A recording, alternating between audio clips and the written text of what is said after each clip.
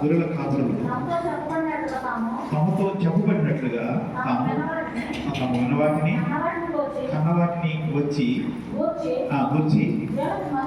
దేవుని మహిమపరచుచు స్తోత్రం చేయుచు తిరిగి వెళ్ళి చాలు. ఈ వాక్య భాగాన్ని కూడా మనము గడిచిన కొన్నిసార్లు కొన్ని ప్రత్యేక పరిస్థితులు మనం చూడటం జరిగింది.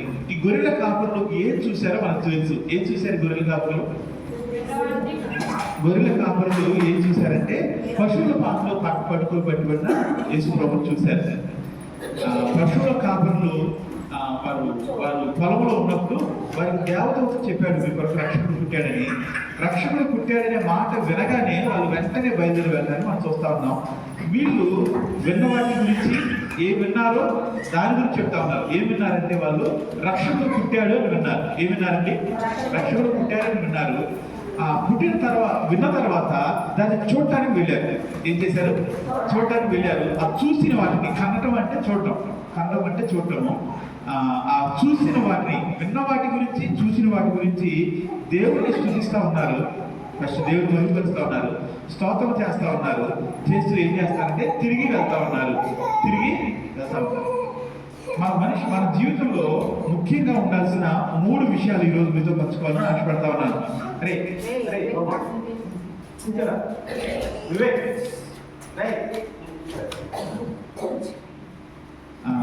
3 విషయాల గురించి ఈరోజు మీతో పంచుకోవాలని ఆశపడతా ఉన్నాను. ఏదైతే విన్నామో అది చూడటానికి వెళ్ళారు. ఏదైతే చూశారో దాన్ని బట్టి దేవుని స్తుతిస్తూ ఉన్నారు, మహిమపరుస్తూ ఉన్నారు, తిరిగి మరలా వెనక్కి వెళ్తా ఉన్నారు. ఏది విన్నారో దాన్ని చూడటానికి వెళ్ళాలంటే చెప్పిన వ్యక్తి మీద విశ్వాసం ఉండాలి. ఏదైతే విన్నామో దాని ప్రకారం చేయాలంటే చెప్పిన వ్యక్తి మీద మనకి విశ్వాసం ఉండాలి. మనకు బాగా తెలిసిన వాడైతే లేదా నమ్మదగిన వాడైతే ఏ విషయం అయితే చెప్పాడో దాన్ని మనం నమ్ముతాం. ఇక్కడ వీరికి కనిపించిన వ్యక్తి కనిపించింది దేవదూత కనిపించాడు. ఎవరు కనిపించారు? దేవదూత కనిపించాడు. దేవదూతలు వీరికి తెలిసిన వ్యక్తులు కాదు. ఆ కాలంలో దేవదూతలు మనుషులు కనపడటం అరుదు. ప్రవక్తలే లేరు ఆ కాలంలో. దేవుడు మనుషులతో మాట్లాడటం మానివేసిన 430 సంవత్సరాల తర్వాత ఈ వచనం కనపడతా ఉంది, లేదా ఈ సంఘటన కనపడతా ఉంది. అంతకుముందు దేవుడు తన సేవకులను పంపిస్తూ ఉండేవాడు. అంతకుముందు దేవుడు తను దర్శనమిస్తూ ఉండేవాడు.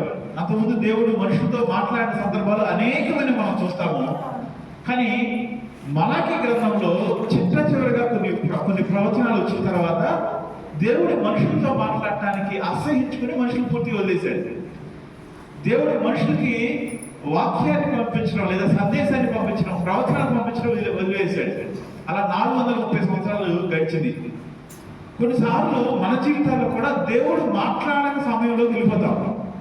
దేవుడికి మనకి మధ్య చిన్న ఆలోచన లేదా చిన్న సంభాషణ, చిన్న కమ్యూనికేషన్ కూడా లేని పరిస్థితిలో వెళ్ళిపోయే సందర్భాలు మనకు ఉంటాయి.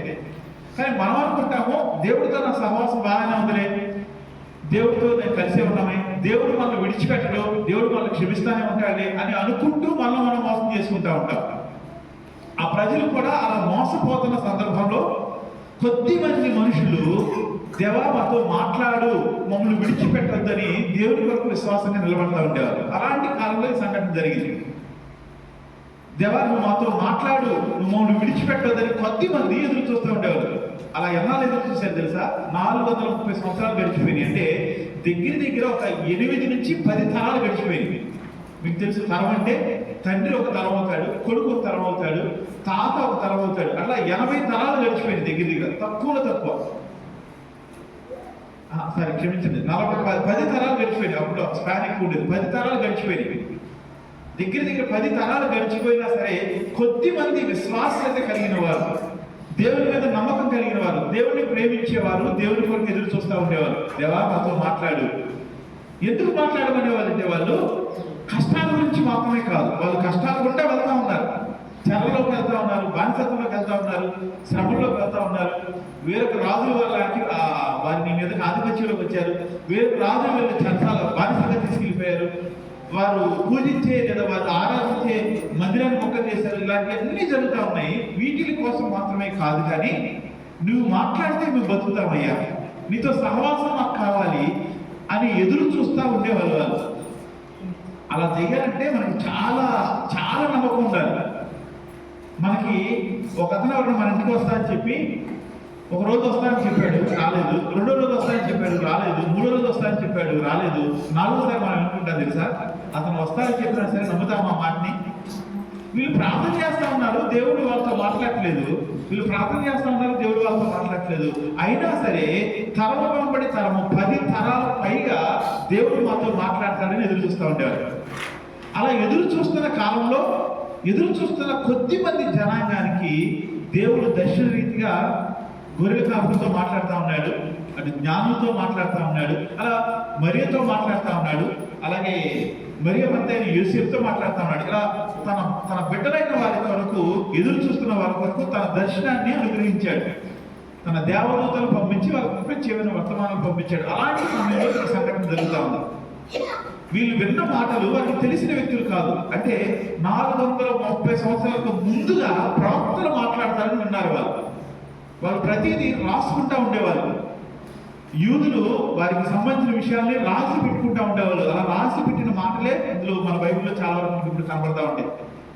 వారి జీవితంలో జరిగిన వాటిని రాసుకునేవాళ్ళు. వారి జీవితంలో దేవుడు చెప్పిన విషయాలు కూడా రాసుకుంటా ఉంటారు. పాత నిబంధనలో చాలా గ్రంథాలు అలా రాసి పెట్టి దాచిపెట్టి మన దాకా వచ్చినాయి. ఇప్పుడు నీవేమో చాలాసార్లు చెప్తా ఉంటుంది కదా, నీ జీవితంలో జరిగిన వాటిని రాసి పెట్టుకోండి అని. నిజంగా రాసి పెట్టుకున్నప్పుడు వాటిని మరలా మనం జ్ఞాపకం చేసుకున్నప్పుడు, మరలా వాటిని చదివినప్పుడు మన జీవితంలో దేవుడు ఎంతగా ప్రేమించాడో మనల్ని, మనం ఇంకా ఎంతగా దేవుడిని ప్రేమించాలో, ఇంకా ఎంతగా దేవుడికి లోబడాలనే విషయం మనకు అర్థమవుతూ ఉంటుంది. వీళ్ళు ఎవరైనా రాసుకుంటున్నారండి మీ జీవితంలో జరిగిన దేవుడు చేసిన మేలు రాసుకుంటున్నారా? రాసుకోవట్లేదేమో అనుకుంటున్నాయి. రాసుకుంటామని చెప్పేవారు. మన జీవితంలో దేవుడు చేసిన మేలు రాసుకోకపోతే కొన్ని రోజులు మనం వాటిని చాలా మర్చిపోతాం. అరే మేము ఎలా మర్చిపోతాం అనుకోవచ్చు. మనం ఎలా మర్చిపోతామంటే, మర్చిపోవడం అనేది మనకు అలవాటు సహజంగా. ఎప్పుడైతే మర్చిపోతామో ఆ మేలు ఎవరి ద్వారా అయితే వచ్చిందో వారిని కూడా మర్చిపోతాం. మన జీవితంలో మనము దేవుడు చేసిన విషయాన్ని రాసి పెట్టుకున్నప్పుడు, అప్పుడు ఆ రాసి పెట్టుకున్నప్పుడు 3 విషయాలు కనపడతాయి. అంటే యూదుల జీవితంలో జరిగిన విషయాన్ని మీతో చెప్పాలని ఆశపడతాను. వాళ్ళు రాసి పెట్టుకున్నప్పుడు ఏం జరిగిందో, వాళ్ళు ఏం రాసి పెట్టుకున్నారో మీకు చెప్పాలని ఆశపడతాను. యూదుల జీవితంలో వాళ్ళు ఏం చేసేవారంటే, ఒక సంఘటన రాసేటప్పుడు, అంటే సుమారు ఉదాహరణకి వారిని వేరొక రాజు వారి మీద దండెత్తి తెచ్చాడు అనుకోండి. రాజుల గ్రంథాల్లో, దినవృత్తాంత గ్రంథాల్లో, కొంతవరకు న్యాయాధిపతుల గ్రంథంలో కూడా ఈ విషయాలు మనకు కనపడతాయి, స్పష్టంగా కనపడతాయి. మిగతా చోట కూడా ఉంటాయి. కానీ ఈ 3 రకాల గ్రంథాల్లో, అంటే రాజుల గ్రంథాలు 2 ఉంటాయి, దినవృత్తాంత గ్రంథాలు 2 ఉంటాయి, అలాగే న్యాయాధిపతి గ్రంథం ఒకటి ఉంటుంది, సమూయేలు గ్రంథంలో కూడా కొంతవరకు. వీటిల్లో వాళ్ళు రాసి పెట్టుకున్న విధానంలో మనకి ఏమర్థమవుతుందంటే, వాళ్ళు దేవుడికి వ్యతిరేకంగా ప్రజలు తిరుగుబాటు చేశారు, దేవుడికి వ్యతిరేకంగా ప్రజలు పాపంలోకి దిగజారిపోయారు, దేవుడికి వ్యతిరేకంగా ప్రజలు విగ్రహారాధనలో వెళ్ళిపోయారు, దేవుడికి వ్యతిరేకంగా ప్రజలు వ్యభిచారంలోకి వెళ్ళిపోయారు. ఇలాంటి విషయాలు రాసి పెట్టుకుని, అందువలన పలానా విద్యానీయులు మీ చేతికి దేవుడు వారిని అప్పచెప్పాడు, అందువలన పలానా రాజు వచ్చి వీరిని హతమార్చాడు, అందువలన పలానా రాజు వారి మీద దండెత్తి వచ్చినప్పుడు వారికి ఉన్న ఆస్తిని మొత్తం తీసుకెళ్లి వారికి అప్పచెప్పాడు. ఇలాంటి విషయాలు ఆ గ్రంథాల్లో రాసి పెట్టుబడి ఉంటాయి. చదివారు ఎవరైనా గుర్తుందా? అంటే రాసినప్పుడు మనకి ఏమర్థం అవుతుందంటే, మన పరిస్థితి అవటానికి కారణం ఏంటో కూడా మనకు అర్థమవుతుంది. ఆ పరిస్థితిలో మనం ఏం చేసామో అర్థమవుతుంది. ఆ పరిస్థితుల్లో చాలా మంది దగ్గరికి దేవుడు తన ప్రవక్తను పంపించేవాడు. ఆ మాటలు వాళ్ళు వినేవాళ్ళు కాదు. మనం కనుక ఇదిగో నాకు కష్టం వచ్చింది, ఈ బాధ వచ్చింది, దీని కొరకు ఎందుకు వచ్చిందా అని అనుకున్నప్పుడు మన జీవితంలో కొన్ని విషయాలు అర్థం అవ్వచ్చు, కనపడవచ్చు. కొన్నిసార్లు దేవుని మాట మనల్ని ఎలా బలపరిచిందో అర్థమవుతుంది. అలాంటి పరిస్థితిలో దేవుడు మనతో ఎలా మాట్లాడాడో, ఎలా బలపరిచాడో, ఎలా ప్రోత్సాహపరిచాడో, లేకపోతే ఏది మన జీవితంలో జ్ఞాపకం చేశాడో మనకి అర్థమవుతుంది. అది రాసి పెట్టుకుంటే కనుక దేవుడి మాట వాళ్ళ దగ్గరికి వచ్చేది. అయినా వినకుండా ఉన్నప్పుడు మరలా వాళ్ళు నష్టపడేవాడు. ఇదంతా రాయబడి ఉంటుంది. ఇలా రాసుకోవడం అనేది మన జీవితాల్లో ఖచ్చితంగా మేలు చేస్తుంది. కొంతమందికి రాయడానికి కుదరకపోతే పూర్తిగా జ్ఞాపకం ఉంచుకోవడానికి ప్రయత్నం చేయండి. మన జీవితాల్లో కనుక మనం రాసి పెట్టుకున్నాం అనుకోండి, దేవుడు చాలా కష్టం నుంచి బయటకు తీసుకొచ్చాడు. కానీ కొన్ని కష్టాల్లో, కొన్ని ఇబ్బందులు, కొన్ని కన్నీళ్ళలో మన దగ్గర మిగిలిపోతూ ఉంటాయి. ఎప్పుడైతే రాసుకున్నామో, లేదా ఎప్పుడైతే దేవుని సన్నిధిలో నిజంగా ఎదురు చూసామో, అప్పుడు మనకి జీవితంలో కొన్ని విషయాలు అర్థమవుతాయి. దేవుడు ఎంత మేలు చేసినా నా జీవితంలో నేను మార్పు పొందలేదు, లేదా ఫలానా విషయంలో నేను దేవుడికి లోపడలేదు, ఫలానా విషయంలో నేను అనుకున్నట్టుగా చేశాను, దాని యొక్క ప్రతిఫలము నేను ఇప్పుడు చూస్తా ఉన్నాను. నేను అందుకనే బైబిల్ చదవమని ఎక్కువ చెప్తా ఉంటాను. అందుకని దేవుడు చేసిన మేలు రాసి పెట్టుకుంటే మంచిదని ఈరోజు మీతో మాట్లాడుతా ఉన్నాను. వాక్యాన్ని చదివినప్పుడు వాక్యంలో ఏం జరిగిందో అది మన జీవితంలో కనపడతా ఉంటుంది. కొన్నిసార్లు వాక్యంలో ఏముందో అలాంటి పరిస్థితి మన జీవితంలో కనపడతా ఉంటుంది. దాని నుంచి మనం ఏం నేర్చుకోవచ్చు తెలుసా? పాఠాలు నేర్చుకోవచ్చు. ఇక్కడ ఈ గొర్రెల కాపల గురించి చూస్తా ఉన్నాము. ఈ గొర్రెల కాపల్లో పాత విషయాలు చదివినప్పుడు వారి గ్రంథాల్లో ఉంది దేవుడు మనుషులతో మాట్లాడటం ఉంది, దేవదూతలు మనుషుల్ని హెచ్చరించడం ఉంది, బిలాము గురించి రాస్తున్నారు. ఇలాంటి గ్రంథాలన్నీ వాళ్ళు చదివినప్పుడు అప్పుడప్పుడో గ్రంథాలు తప్ప వారికి ఆ 430 సంవత్సరాలుగా దేవుని మాటలు కూడా వినని పరిస్థితిలో ఉండిపోతా ఉన్నారు. ఈ విషయం ఇంత రిటర్న్ ఎందుకు చెప్తా ఉన్నానంటే, అన్ని సంవత్సరాలు దేవుడు వారికి సమాధానం చెప్పకపోయినా సరే వారు దేవుని మీద విశ్వాసం ఉంచారు. ఇప్పుడు మన పరిస్థితి ఎలా ఉందంటే, ఈ రోజు కనుక మనం ప్రార్థన చేసి రేపు జవాబు రాలేదనుకోండి, మళ్ళీ ప్రార్థన చేయగలుగుతున్నామా? ఒక రోజు 2 రోజులు ప్రార్థన చేసిన తర్వాత దేవుడి దగ్గర నుంచి స్వస్థతో లేకపోతే జవాబో లేదా అద్భుతం ఏమి జరగలేదు అనుకోండి, అయినా విశ్వాసంగా ప్రార్థన చేయగలుగుతున్నామా? ఆ ప్రార్థన చేయలేని స్థితి దాటిపోతే వారు ఎంతగా ఎదురు చూశారో ఒకసారి జ్ఞాపకం చేసుకుంటే, అరే మనం ఎంత తప్పు చేస్తామో మనకు అర్థమవుతుంది. దేవుడితో మాట్లాడటం అనేది, ప్రార్థన అనేది ఎంత ప్రాముఖ్యమైనదో అర్థమవుతుంది. కానీ ఈ గొర్రెల కాపుల మధ్యకి దేవదూత రాగానే దేవదూతని ఎలా అర్థమైంది వాళ్ళకి? ఎలా అర్థమై ఉండొచ్చు? ఎలా అర్థమై ఉండొచ్చు? ఒక వెలుగులాగా కనబడింది. ఇంకా కరెక్ట్ అంటే అది తప్పట్లేదు. ఇంకేమైనా మీ అభిప్రాయాలు? దేవదూతని అలా అర్థమై ఉంటుంది వాళ్ళకి. మనకి ఎవరైనా ప్లేట్ అన్నం పెట్టారు, అది అన్నం అని ఎలా అర్థమవుతుంది మనకి? మనం చూస్తున్నాం కదా, మనం చూస్తాం చిన్నప్పటి నుంచి ప్లేట్ అన్నం పెట్టి అన్నం అని పెడతా ఉంటాం. పిల్లల దగ్గర నుంచి అది అన్నం అని అర్థమవుతుంది. షుగర్ అని అర్థమవుతుంది, అన్నీ అర్థమవుతా ఉంటాయి. ఎలా అర్థమవుతుందంటే అది మనకు తెలుసు. ఇది అస్సలు తెలియని పరిస్థితి కదా. ఎలా అర్థమైందంటే, నేను అనుకోవడం 2 కారణాలు. ఒకటి, వారి గ్రంథాల్లో దేవుని గురించిన విషయాలు రాయబడి ఉన్నాయి, దేవదూతలు గురించి విషయాలు రాయబడి ఉన్నాయి. రెండోది ఏమవుతుందో తెలుసా? మనము ఎవరి కొరకు ఎదురు చూస్తా ఉన్నామో, మనం ఎవరికి సంబంధించిన వారమో వారు మన దగ్గరికి వచ్చినప్పుడు ఆటోమేటిక్గా మనకి తెలిసిపోతూ ఉంటాయి. అంటే ఇంకా మీకు వివరంగా చెప్పాలంటే, ఒక చిన్న బాబు ఉన్నాడు అనుకోండి, బాబు పాప పుట్టింది, కొన్ని రోజులు, వారానికి 10 రోజులకు వాళ్ళకి ఆ తల్లి ఎవరు కాదో తెలిసిపోతా ఉంటుంది కదా. మీకు తెలుసా అది విషయం? వాళ్ళ అమ్మ ఎత్తుకుంటే ఆగిపోతుంది, వాళ్ళ దగ్గర వాళ్ళు ఎత్తున్నప్పుడు ఆగిపోతుంది. అంటే ఆ స్పర్శను బట్టి ఎవరు తమవారో ఎవరు కారో అర్థమైపోతూ ఉంటుంది. ఈ దేవదూత కనబడగానే ఇది దేవునికి సంబంధించిన దేవదూత అనే విషయము వారు దేవుని కొరకు ఎదురు చూసేవారు కాబట్టి, దేవుడిని ప్రేమించేవారు కాబట్టి, దేవా మాతో తెగిపోయిన సంబంధాన్ని మరలా కలుపుకోవాలని మేము ఆశపడుతున్నాము, మాతో మాట్లాడు, నీ ముఖాన్ని మాకు చాటు చేయొద్దని ప్రార్థన చేస్తా ఉన్నవారు కాబట్టి, ఎప్పుడైతే ప్రార్థనకు జవాబు వచ్చిందో వెంటనే వారి హృదయాలు అక్కడ జరిగిన విషయాన్ని అర్థం చేసుకుంటా ఉన్నారు. కానీ ఆ వెలుగును చూసినప్పుడు వాళ్ళకి భయపడ్డారనే విషయాన్ని చూస్తా ఉన్నాం. కారణం ఏంటంటే, ఎప్పుడూ కూడా అలాంటి పరిస్థితి వారి జీవితంలో లేదు. వారి జీవితంలో ఒక్కసారి కూడా దేవుని సన్నిధిని లేదా దేవదూతల ప్రత్యక్షతను వారు పొందుకోలేదు. వారు భయపడతా ఉన్నారు, కానీ వారు దేవుని ప్రత్యక్షతను పొందుకోగలిగారు. ఈరోజు మన జీవితంలో మనం అలాంటి పరిస్థితులు ఉన్నామంటే, మనకి దేవుడు ఎంత సమీపంగా ఉన్నాడంటే, ప్రార్థన చేస్తున్నప్పుడు 1 పూట ప్రార్థన చేసినా లేదా 1 గంట ప్రార్థన చేసినా దేవుడి సన్నిధిలో మన హృదయాలు తెప్పరలతో మీకు గమనించుంటారు. మీకు అలా అనిపిస్తున్నాం ఎప్పుడన్నా? దేవుడి సన్నిధిలో ప్రార్థన చేసుకున్నప్పుడు హృదయం తేలిపడటం చూసారా? దేవుడు మనతో మాట్లాడినట్టు, దేవుడు మన దగ్గర ఉన్నట్టు చూసారా? అనిపించింది ఎప్పుడన్నా? అలాంటి మనకంటే వారికి లేని ధన్యత మనకు ఉందని చెప్తా ఉన్నా నేను. వారు ఎదురు చూశారు, ఎన్నోసార్లు వారి ప్రార్థన జవాబు రాలేదు. కానీ మన ప్రార్థనలకు, మనం చేసే ప్రతి 10వ ప్రార్థన లేదా ప్రతి 5వ ప్రార్థనకు దేవుడి దగ్గర నుంచి ఏదో ఒక సమాధానాన్ని మనం పొందుకుంటున్న వారిగా ఉంటా ఉన్నాం.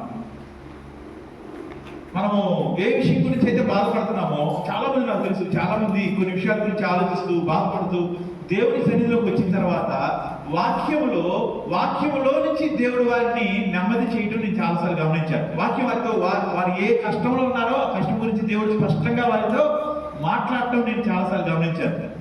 మీకు ఎప్పుడన్నా అలా అనిపించిందండి? అంటే వాక్యంకు ప్రార్థనకు వచ్చిన తర్వాత వాక్యంలో నుంచి మీ సమస్యలకు జవాబు కానీ, వాక్యంలో నుంచి మీ హృదయాల్లో నెమ్మది కానీ, వాక్యంలో నుంచి ఆదరించబడి వెళ్ళడం కానీ ఇప్పుడు జరిగిందా? సత్యస్తారు అలాంటి వాళ్ళు ఎవరన్నా? చాలా సంతోషం. అంటే అది దేవుడు మనకి ఎంత సమీపంగా ఉన్నాడో చూపిస్తా ఉంది. వారికి లేని ధన్యత మనకి అంతంతో నేను చెప్తా ఉన్నాను. వారికన్నా దేవుడు మనకి ఎంత సమీపంగా ఉన్నాడో చెప్పడం కోసం ఈ విషయాన్ని పోలుస్తా ఉన్నాను. అలాంటి వారి మధ్యకి దేవుడు వచ్చాడు, దేవుడి దూత వచ్చాడు. వచ్చి ఆయన చెప్తున్న మాట ఏంటంటే, ఇదిగో మీకు రక్షకుడు పుట్టాడు. ఆ రక్షకుడు పుట్టాడు. ఆయన ఎక్కడుంటాడో చెప్పాడు. ఆ వచ్చినవంతా చదివితే, ఆ 2 వచనాలంతా చదివితే మనకు ఒక విషయం అర్థమవుతుంది. ఏంటంటే వారిని చెప్పాడే కానీ వెళ్ళమని చెప్పాడా? దేవతకు మీరు వెళ్ళి ఆయన చూడమని చెప్పాడు, చెప్పలేదా? చెప్పలే. అక్కడ ఎక్కడ మనకు ఆ మాట కనపడదు.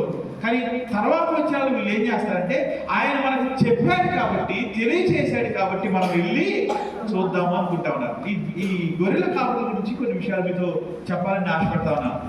ఈ గొర్రెల కాపులు చాలా మంది బైబిల్ పండితులు నమ్మేది ఏంటంటే, బెత్లెహేమ్ అనే ఊరు యెరూషలేముకి చాలా దగ్గరలో ఉన్న ఊరు. బెత్లెహేము ఫుల్ ఆఫ్ ప్యాషన్, అంటే పచ్చిక బయలుతో నిండి ఉన్న స్థలం. అంటే మనకి మాగాని భూములు అంటారు కదా, అలాంటిది. అంటే భూమి మాగానికి కాదు, మాగాని భూమి అని చెప్పడం ఉద్దేశం ఏంటంటే అక్కడ పంట బాగా పండుద్ది. మెట్టకి మాగానికి తేడా ఏంటంటే, మెట్ట పండితే పండుద్ది, లేకపోతే లేదు. మాగాని పంట పండుద్ది. అలాంటి ఒక సమృద్ధి కలిగిన స్థలం. ఎక్కడైతే పంట ఉంటుందో అక్కడ తిండి ఉంటుంది. బెత్లెహేము అనే ఊరి పేరే రొట్టెల ఇల్లు. వాళ్ళు రొట్టెలు తింటారు కాబట్టి వాళ్ళకి సమృద్ధి అయిన రొట్టెలు ఉండే స్థలం అది. చాలా మంచి ఫెర్టైల్, చాలా మంచి సేద్యకరమైన ఊరు అది. ఆ ఊర్లో యెరూషలేములో ఉన్న మందిరంలోనికి బలిగా అర్పించాల్సిన శ్రేష్టమైన గొర్రె పిల్లలు దొరుకుతూ ఉంటాయి. గొర్రెలు దొరుకుతూ ఉంటాయి. అది కాకుండా కొన్ని గొర్రెలను ప్రత్యేకంగా కేవలము టెంపుల్ కోసం, మందిరం కోసం గొర్రెలు పెంచుతూ ఉండేవారు. చాలా మంది బైబిల్ పండితులు నమ్మేది ఏంటంటే, వీళ్ళు మామూలు గొర్రెలు కాపలు కాదు, మందిరంలోనికి వాడే గొర్రెలు కాపలా కాస్తా ఉన్నవారు. మందిరంలో వాడే గొర్రె పిల్లలు దేనికి వాడతారంటే, మందిరంలో గొర్రె పిల్లలను మనుషుల యొక్క పాపములు మోసుకోవడానికి వాడతారు. మనుషుల యొక్క పాపములు దాని మీద ఆరోపించి దాన్ని దేవుడి సన్నిధిలో బలిగా అర్పించడానికి ఆ గొర్రె పిల్లలు వాడతారు. అలాంటి గొర్రెలు కాస్తా ఉన్నవారు వీరు. వాళ్ళ మధ్యకి దేవుడు ఏం పంపించాడంటే, ఇదిగో మీరు కాసే గొర్రెలు బలిగా అర్పించబడతా ఉన్నాయి. అవి పాపమును కప్పివేస్తాయి కానీ పాపాన్ని తుడిచివేయవు. ఇప్పుడు రక్షకుడుగా పుట్టినవాడు పాపమును తుడిచివేసి మనుషులను రక్షించేవాడిగా వచ్చాడు. నిజమైన గొర్రె పిల్లలను చూడటానికి వెళ్ళండి. అదే మాట కొన్ని రోజుల తర్వాత యోహాను మాట్లాడుతూ ఉంటాడు. ఇదిగో లోక పాపము మోసుకొని వెళ్ళిపోవు దేవుని గొర్రెపిల్ల. వీళ్ళు మనుషుల గొర్రెపిల్లలు కాస్తా ఉన్నారు. మనుషుల యొక్క పాపాలు వారి మీద ఆరోపించబడి మందిరంలో వాటిని బలిగా అర్పించబడే గొర్రెపిల్లలు కాపుగా కాస్తా ఉన్నారు. కానీ వారి దేవుడు ఎక్కడ పంపిస్తున్నాడంటే, వారిని నిజమైన గొర్రెపిల్ల దగ్గర పంపిస్తా ఉన్నాడు. మనుషులందరి పాపంలో నిమిత్తమై మరణించడానికి సిద్ధపడి వచ్చిన దేవుడి దగ్గరికి పంపిస్తా ఉన్నాడు. అది విన్నారు, వెళ్ళమని చెప్పబడలేదు. కానీ ఏమన్నారు తెలుసా వాళ్ళు అన్న మాట్లాడి ఒకసారి చదువుతాము. ఈ జరిగిన సంగతులు దేవుడు మనకు తెలియచేయించాడు.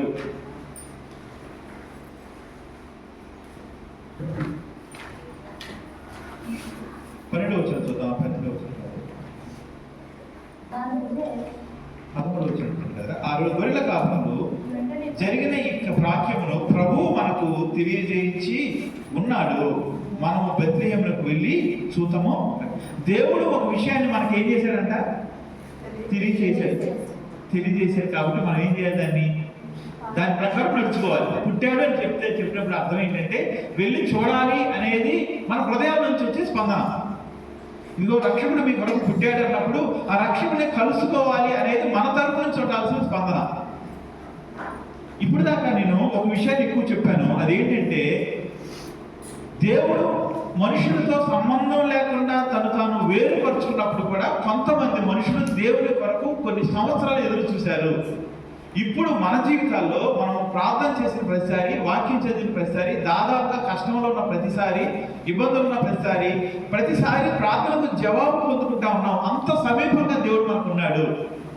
వారికి మనకున్న ఒక ప్రధానమైన తేడా ఏంటంటే, వారికన్నా దేవుడు మనకు సమీపంగా ఉన్నాడు. ఆ విషయాన్ని ఇప్పుడు దాకా మీకు చెప్పాను. రెండో విషయం నేనేం చెప్పాలని ఆశపడుతున్నానంటే, వారు చెప్పినప్పుడు లేదా విన్నప్పుడు వెంటనే వాళ్ళు ఏం చేస్తున్నారంటే, ఆ విన్న దాని ప్రకారం ప్రతిస్పందిస్తూ ఉన్నారు. విన్నదానికి తగినట్లుగా అడుగులు వేస్తూ ఉన్నారు. మన జీవితాల్లో అది ఉందా? వారికన్నా మనం ఎంతో గొప్పవారు, చాలా దగ్గర దేవుడు మనకి, వారికన్నా దేవుడు మనం ఎక్కువగా ప్రేమిస్తూ ఉన్నాడు, మనకు అందుబాటులో ఉన్నాడు. కానీ వాళ్ళు విన్న విషయాలకి వెంటనే దాని ప్రకారం అడుగులు వేస్తూ ఉన్నారు. మనం విన్న విషయాలకి వెంటనే అడుగులు వేస్తూ ఉన్నామా? మనం విన్న విషయాలకి అనుగుణంగా మనం అడుగులు వేస్తా ఉన్నామా అనేది రెండో వాక్యం మీకు చెప్పాలనుకుంటున్నాం. విన్నదాని ప్రకారం అడుగులు వేయడం అంటే అర్థం ఏంటంటే, దేవుడిని పవిత్రంగా జీవించమని చెప్పాడు. దేవుడు పరిశుద్ధుడు, నువ్వు కూడా పరిశుద్ధుడిగా ఉండాలి అనేది మనం ఎక్కువ సేపు మాట్లాడుతూ ఉంటాం. ఎక్కువ సార్లు వాక్యంలో మనం ప్రకటిస్తూ ఉంటాం. పరిశుద్ధత గురించి మాట్లాడతాం, మనం వేయాల్సిన అడుగుల గురించి మాట్లాడతాం, మనం మాట్లాడాల్సిన మాటల గురించి మాట్లాడతాం, మన చూపుల గురించి మాట్లాడతాం, మన శరీరాల గురించి మాట్లాడతాం, మన తలపుల గురించి మాట్లాడతాం. ఇన్ని మాటలు వాక్యం ద్వారా మనం మాట్లాడుకుంటా ఉన్నాము.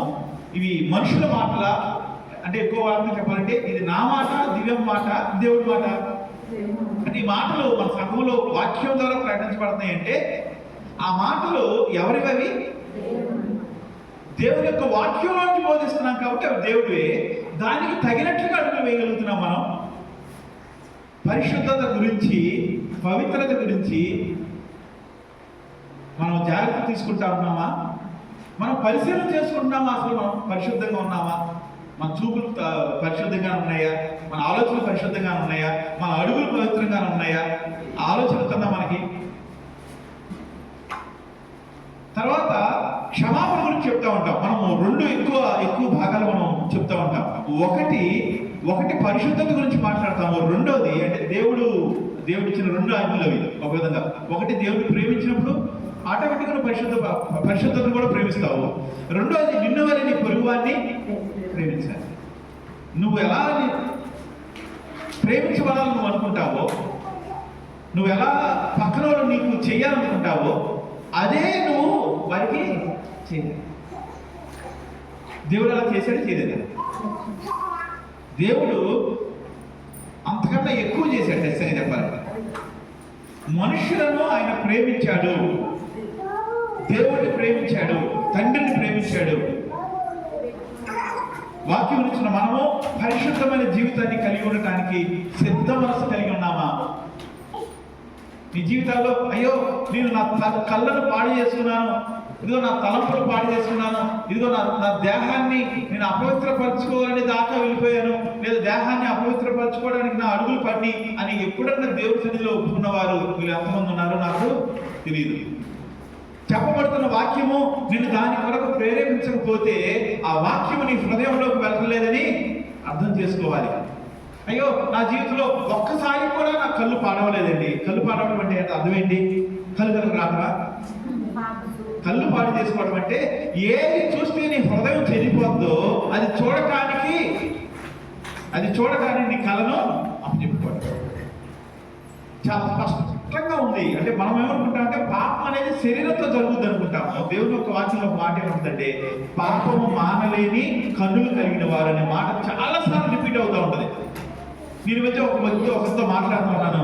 అతను చెప్తా ఉన్నాడు, నా జీవితంలో నేను సినిమాలు చూడకూడదని నిర్ణయం తీసుకున్నాను, నా కన్నులను నేను పరిశుద్ధంగా కాపాడుకోవాలని నిర్ణయం తీసుకున్నాను చెప్పాడు. నాకు అనిపించింది, చాలా ఆశ్చర్యం అనిపించింది. చిన్న వయసే, వాళ్ళ తల్లిదండ్రులు ఇంట్లో ఉంటారు, యవనస్తుడిగా ఉన్నాడు. అతను తన గురించి తను మాట్లాడుతున్న మాట ఏంటంటే, నేను సినిమాలు చూస్తే నా కళ్ళు అపవిత్రపరచబడతాయి అని తనకు అనిపించింది. అనిపించిన మంచిగా తిడతా, ఎవరు మాట్లాడట్లేదు, రోజు కోసమో సాయంకాలం వస్తే వేస్తున్నారు. నాకు అర్థమైనంత ఒక చిన్న వయసులో ఉన్న యవ్వనస్తుడైన వాడు, కష్టంలో బాధలు ఏమీ లేకుండా ఉన్నవాడు, అరే ఇది చేస్తే నేను దేవుని యొక్క కృపను కోల్పోతానేమో, ఇది చేసి నా కన్నులను నేను అపవిత్రపరచుకోకూడదు అని తీర్మానం తీసుకోగలుగుతున్నాడు. మనం ఎన్ని వాక్యాలు విన్నా, ఎన్ని మేలు పొందినా, అరే నా కళ్ళు నేను చెడ్డ వాటిని చూడటానికి నేను అప్పచెప్పను, నేను పవిత్రపరచుకోవాలనుకుంటున్నాను అనే ఆలోచన మనకు రాలేదంటే మనం స్పందిస్తున్నామా గొర్రెల కాపులాగా? క్రిస్మస్ సమయంలో ఉన్న వారి యొక్క జీవితాల నుంచి నేర్చుకోవడానికి ఈరోజు గొర్రెల కాపులను ఒక వ్యక్తి వాళ్ళ జీవితంలో జరిగిన దాని గురించి మనం మాట్లాడుకుంటా ఉన్నాం. వాళ్ళు విన్నారు, విన్నగానే దానికి ప్రతిస్పందిస్తూ ఉన్నారు, రెస్పాండ్ అవుతున్నారు. ఏది విన్నారో దానికి అనుగుణంగా అడుగులు వేస్తూ ఉన్నారు. వాళ్ళు విన్నారే కానీ చెప్పబడలేదు. దానికి రెండింటికి చాలా తేడా ఉంది చూడండి. రక్షణ పుట్టాడనే మాట వింటా ఉన్నారు, పుట్టాడు కాబట్టి మీరు వెళ్ళి చూడండి చెప్పట్లేదు. ఇక్కడ మన జీవితాల్లో అమ్మ మీరు ఇలా చేయకూడదని చెప్పబడుతున్న తర్వాత కూడా నీ జీవితంలో అలాంటి పరిస్థితిలోకి నువ్వు రాకపోతున్నావు అంటే అర్థం ఏంటంటే మనం ప్రతిస్పందించట్లా. అంటే దీనికి మామూలు మాట ప్రతిస్పందించడం అనేది దానికి మామూలు మాట ఏంటో నాకు అర్థం కావట్లా, అంటే నాకు రావట్లా ప్రస్తుతానికి.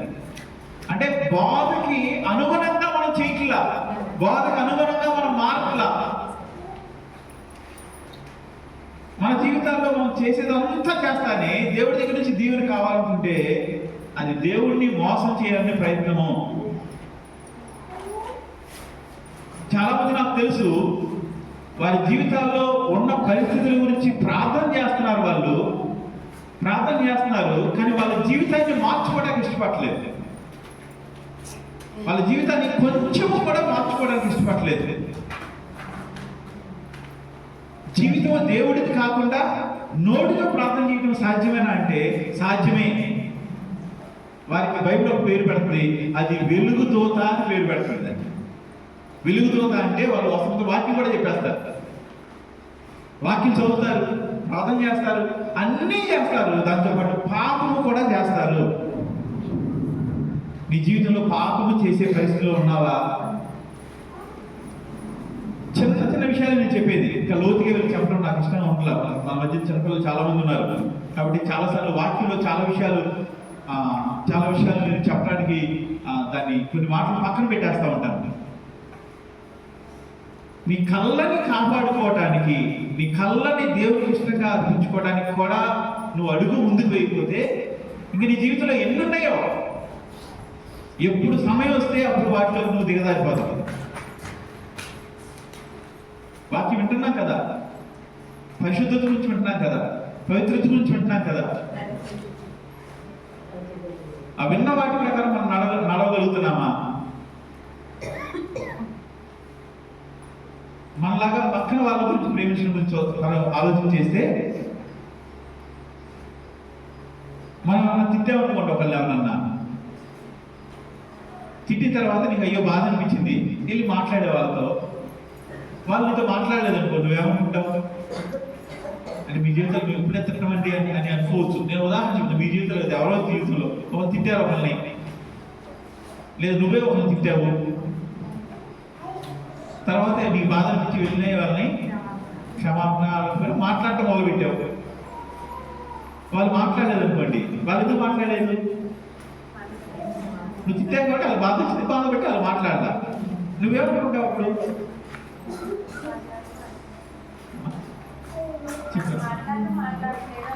పొగరు మాట్లాడదు, అన్నదే అన్నా కదా, నువ్వు ఇల్లు మాట్లాడే కదా, మాట్లాడాలి కదా అనుకుంటాం మనం సహజంగా. నువ్వు దాదాపు చెప్పేది అదే ఉంటుంది. అంటే ఇద్దరు మనుషుల మధ్య మాటలు లేకపోవడానికి లేవనుకోండి, ఒక విధంగా ఇద్దరు మనుషుల మధ్య మాటలు లేవనుకోండి, అది వాక్యానుసారమా కాదా? పర్లేదులేమ్మా, మీరు పోటాడుకోండి, తిట్టుకోండి అని చెప్పాడు దేవుడు. ఒక వ్యక్తితో మాట్లాడలేనంత దూరంగా నువ్వు ఉన్నావంటే అది వాక్యానుసారమేనా? అది వాక్యానుసారమేనంటావా? చిన్న చిన్న విషయాలు చెప్తా ఉన్నాను, నేను ముగించుకుందాం, తొందరగా ముగించుకుందాం. చిన్న విషయాలు చెప్తా ఉన్నాను. పవిత్రుల గురించి మాట్లాడుతూ ఉన్నాను. అయ్యో నేను నా జీవితంలో ఈ పాపం జరిగింది, దేవా నన్ను క్షమించు అని నీ కన్నుల నుంచి ఒక కన్నీటి బొట్టు కూడా రాకుండా జీవించగలుగుతున్నావంటే, అయ్యా నా జీవితంలో చాలా మందితో ఇంకా మాట్లాడాల్సిన పరిస్థితి ఉన్నాయి, అది మాట్లాడట్లేదు, వాళ్ళకి నాకు కోపం ఉంది, కష్టం ఉంది, మాట్లాడుకోలేని పరిస్థితిలో ఉన్నాను అని ఒక్కసారి కూడా నువ్వు ప్రార్థన చేయలేకపోతున్నావు అంటే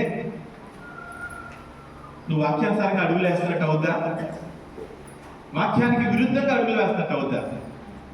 నేను చాలా చాలా 99 సార్లు ప్రార్థన చేసేటప్పుడు కళ్ళు తెరిచాను. అది తప్ప ఒక పని మాట్లాడలేదు నేను. కొంతమంది కళ్ళు తెరిచి చూడొచ్చు, కానీ ఎవరు చూడొచ్చు అంటే విశ్వాసం చూడకుండా ఉంటే మంచిది. సేవ చేసేవారు వాళ్ళ అవసరాన్ని బట్టి లేదా వారి అవసరాన్ని బట్టి కొన్నిసార్లు కళ్ళు తెరవడం ఓకే, కానీ మిగతా సమయాల్లో కళ్ళు తెరిచి చూడటం అనేది కరెక్ట్ కాదు. ప్రార్థన చేస్తున్నాం అనుకోండి, అప్పుడు కళ్ళు మూసుకోవాలి, కళ్ళు తెరవాలా? ప్రార్థన చేస్తున్నప్పుడు, ఆరాధన చేస్తున్నప్పుడు, బల్లారాధనలో ఏం జరగాలంటే మనం కళ్ళు మూసుకుని దేవుడి వైపు చూస్తూ మనం సరి చేసుకుంటూ దేవుడి బల్ల కొరకు ఆశపడతా ఉండాలి, కళ్ళు తెరిచి చూడకూడదు మనం. సో నేను కూడా అదే విధంగా ఉంటాను, నేను కూడా విశ్వాసంగా ఉండడానికి ప్రయత్నం చేస్తా ఉంటాను. అని దివ్యమ్మ ప్రార్థన చేస్తూ ఎవరికన్నా రమ్మని చెప్పడానికి దేనికోసం తను చూస్తూ ఉంటాను. కొన్నిసార్లు అంటే తగినంతసేపు కళ్ళు తెరిచి చూడదు, కొన్ని అవసరం కోసం చూస్తూ ఉంటుంది, పాట పాడమని చెప్పడానికి అట్లా జరుగుతూ ఉంటాం. కానీ ఒక 2 సార్లు నాకు బాగా గుర్తున్నంత వరకు క్షమాపణ గురించిన వాక్యాన్ని చెప్పాను నేను. ఒకరితో ఒకరు మాట్లాడుకోవడం సంబంధించిన వాక్యాన్ని చెప్పాను. కావాలని చెప్పలా, సిద్ధపడుతూ ఉన్నప్పుడు ఆ వాక్యం చెప్పాలని చెప్పాను. ఒకసారి బల్లలో తీసుకునేటప్పుడు క్షమాపణ గురించి చెప్పారు. అంటే నీతో నువ్వు మాట్లాడుకోవాలన్న వ్యక్తి ఎవరో ఉండకూడదు. మనం 1-10 సార్లు మాట్లాడుతున్న వాళ్ళు ట్రైన్గా మన మొహం మీద తలుపు వేసే వరకు మాట్లాడుతూనే ఉండాలి. నా జీవితంలో నేను చేశాను. నేను ఏది కూడా వాక్యంలో ఉన్నది చెప్పడానికి ప్రయత్నం చేస్తాను, తర్వాత నేను చేసిన దాన్నే ప్రకటించడానికి ప్రయత్నం చేస్తాను, నేను చేసిన దాన్ని చెప్పడానికి ప్రయత్నం చేస్తాను. ఒకవేళ ఏదైనా చెప్పాల్సి వచ్చినప్పుడు అది నా జీవితంలో నేను చేయకపోతే నేను చేసేంత వరకు ఆగి, చేసిన తర్వాత నేను స్థిరపడి అప్పుడు చెప్పడానికి ప్రయత్నం చేస్తాను. అవతల వాడు మన ముఖం మీద తలుపేసేంత వరకు కూడా మనం వాటితో మాట్లాడటానికి ప్రయత్నం చేస్తూ ఉండాలి. వాళ్ళకి మనకి ఏ శత్రుత్వం ఉండకూడదు. ఎందుకని ఉండకూడదు అంటే అలా చేయటం ద్వారా నువ్వెవరు చూపిస్తున్నావు? గట్టి జీవితం ఒకసారి అందరం. అలా చేయటం ద్వారా మనము పూజించే, మనం ఆరాధించే, మనం దేవుడిని చూపిస్తా ఉన్నాం. యేసు ప్రభువుని బట్టి ఈ వ్యక్తి ఎలా ప్రవర్తిస్తున్నాడు, ఆ సాక్ష్యం మనకుందా? ఆ సాక్ష్యం మనం పొందుకోగలుగుతున్నావా?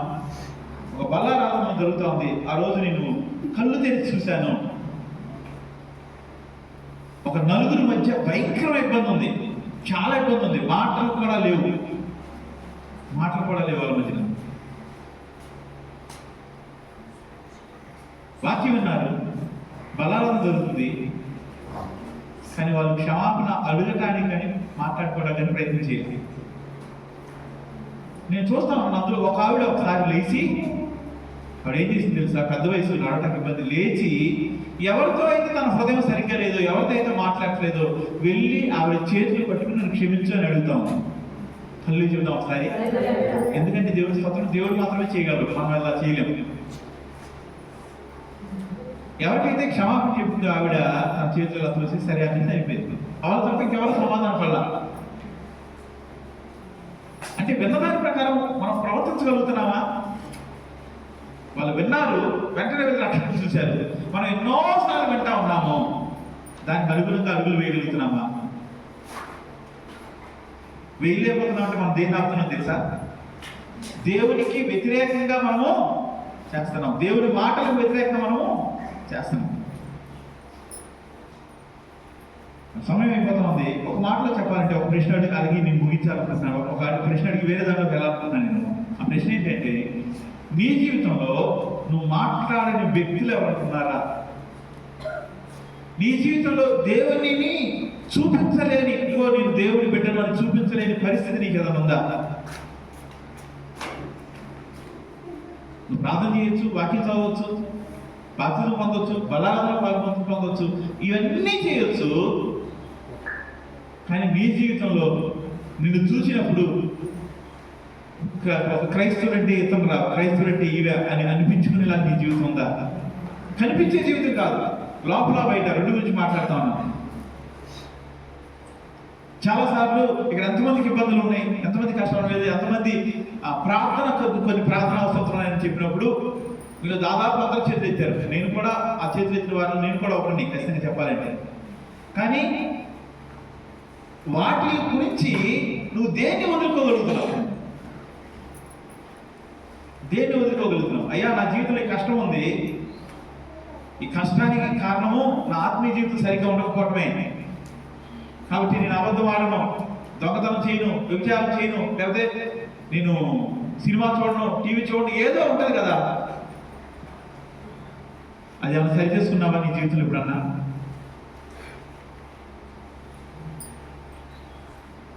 వాక్యాన్ని విన్నారు, దేవదూతల చేత వారికి వాక్యము ప్రకటించబడింది. దేవదూతల చేత ఏం ప్రకటించబడింది వారికి? వాక్యం అని ఎందుకంటున్నా తెలుసా? ఇది పాత నిబంధన గ్రంథంలో ఉన్న మాటలు. రక్షకుల కొరకు ఎదురు చూస్తా ఉన్నారు వాళ్ళు. పాత నిబంధనలో ఉన్న వచనముని యాజ్గా వాళ్ళు తీసుకొని చెప్తా ఉన్నారు, వాక్యాన్నే చెప్తా ఉన్నారు. ఆ వాక్యంలో ఏం చేయాలో చెప్పలేదు, కానీ వాక్యము ఏమి కోరుకుంటుందో అది వాళ్ళు చేస్తా ఉన్నారు. ఈ రోజు మనము ఏం చేయాలో చెప్పిన తర్వాత కూడా దాన్ని చేయడానికి మనం అడుగులు ముందుకేసి, వాళ్ళకి దేవుడు దూరంగా ఉన్నాడు, మనకు దేవుడు చాలా దగ్గరగా ఉన్నాడు. వాక్యంలో ఏముందో ప్రకటించబడింది, ఏం చేయాలో చెప్పలేదు, కానీ వాళ్ళు దాని ప్రకారం చేశారు. వాక్యంలో ఏముందో చెప్తున్నాము, వాక్యంలో ప్రకారం ఎలా చేయాలో చెప్తున్నాము, కానీ మనం దాని ప్రకారం అడుగులు. వాళ్ళు దేవుని కొరకు సాక్షులుగా నిలబడటానికి ఎదురు చూసిన వారు. మరి మనం వినగానే వెళ్తా ఉన్నారు, అందరికీ ప్రచారం చేస్తున్నారు, ఇదిగో ఇది జరిగింది అని అనేకుల మధ్య వారు ప్రకటన చేసి వాళ్ళు ఏం చేస్తున్నారు తెలుసా?